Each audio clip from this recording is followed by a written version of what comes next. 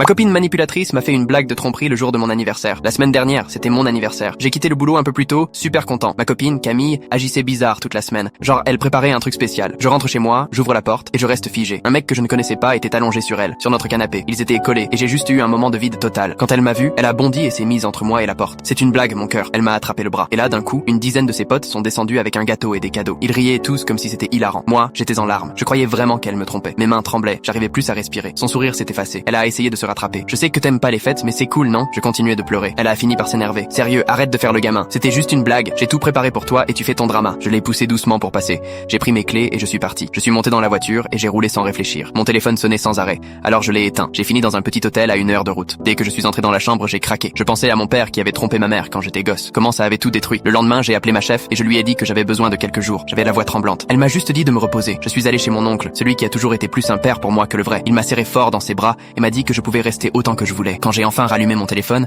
j'avais plus de 100 messages. J'ai ouvert le groupe avec mes potes. Au début, ils demandaient tous où j'étais. Puis, plus je scrollais, plus le ton changeait. Des excuses, des messages paniqués. Un pote accusait même le gars qui était sur Camille. Ils m'ont dit que c'était censé être une surprise normale. Camille avait ajouté des amis de fac dans le groupe pour préparer quelque chose de fun. Apparemment, l'un d'eux avait proposé une blague avant la fête. Un faux tueur en costume qui attaque Camille avec un couteau en plastique, et ensuite tout le monde sort pour me surprendre avec les cadeaux. Le plan c'était ça. Sauf que le jour J, les amis se sont cachés, ils ont entendu Camille dire de sortir, et ils ont vu ma tête. J'étais sous le choc, et eux ont cru que c'était la blague qui marchait. Mais le mec n'avait pas de costume, pas de faux couteau. Il était juste sur elle, et ça paraissait totalement réel. Ils ont vu Camille le repousser et courir après moi. Même ses potes de fac comprenaient pas pourquoi le gars avait fait ça. Il est resté silencieux, puis quand Camille était revenue, elle pleurait. Elle lui a crié de partir, la virer de l'appart. Il est sorti en pleurant presque. Plus tard, ses amis m'ont envoyé des vidéos. On voyait qu'ils étaient vraiment perdus, qu'ils comprenaient rien non plus. J'ai répondu que c'était pas leur faute. Ils m'ont proposé de faire une vraie petite fête le week-end suivant, sans Camille. J'ai accepté. 2 jours plus tard, j'ai ouvert les messages de Camille. Plus de 50 textos. Au début, elle m'insultait, me disait que j'exagérais. Puis elle s'excusait, disait qu'elle m'aimait, qu'elle voulait me récupérer. Le dernier message datait du matin. Je viens te chercher. J'ai encore l'adresse de ton oncle. J'ai montré le message à mon oncle. Il a juste secoué la tête. Elle n'est pas la bienvenue ici. J'ai bloqué son